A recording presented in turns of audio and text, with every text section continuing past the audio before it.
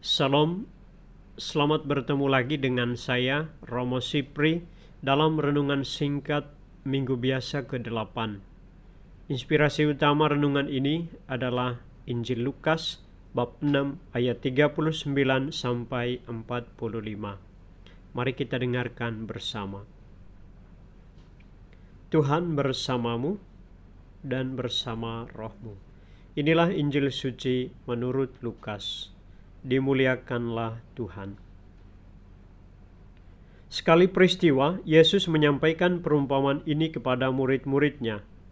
Dapatkah seorang buta menuntun orang buta? Bukankah keduanya akan jatuh ke dalam lubang? Seorang murid tidak melebihi gurunya, tetapi orang yang telah tamat pelajarannya akan menjadi sama dengan gurunya.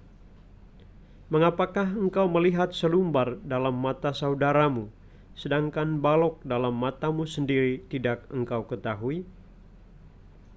Bagaimana mungkin engkau berkata kepada saudaramu, "Saudara, biarlah aku mengeluarkan selumbar dalam matamu," padahal balok yang ada dalam matamu tidak engkau lihat? Hai orang munafik, keluarkanlah dahulu balok dari matamu, maka engkau akan melihat dengan jelas untuk mengeluarkan selumbar itu dari mata saudaramu. Tidak ada pohon baik yang menghasilkan buah yang tidak baik, dan juga tidak ada pohon tidak baik yang menghasilkan buah baik. Sebab setiap pohon dikenal dari buahnya. Karena dari semak duri orang tidak memetik buah ara, dan dari duri-duri orang tidak memetik buah anggur.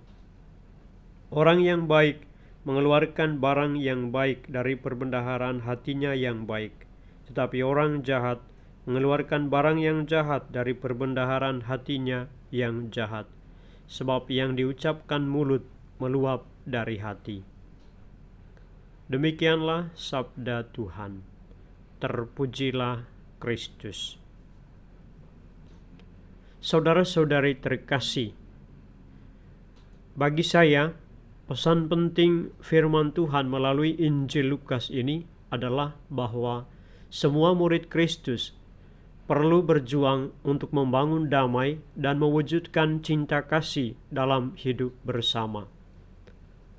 Kecaman Yesus dalam Injil Lukas ini tidak bermaksud melarang orang untuk peduli kepada sesama, melainkan mengembangkan cinta kasih sejati dengan titik start pada diri sendiri, yakni dengan menata diri dan hati lebih dahulu.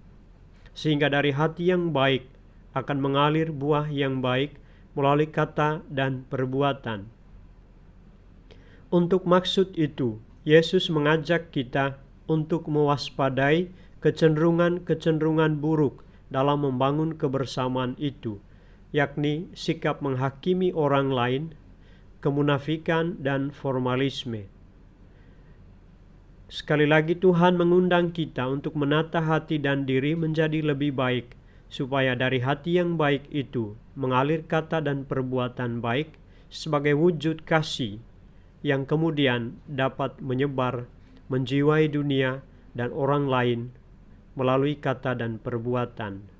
Sebab yang diucapkan mulut meluap dari hati.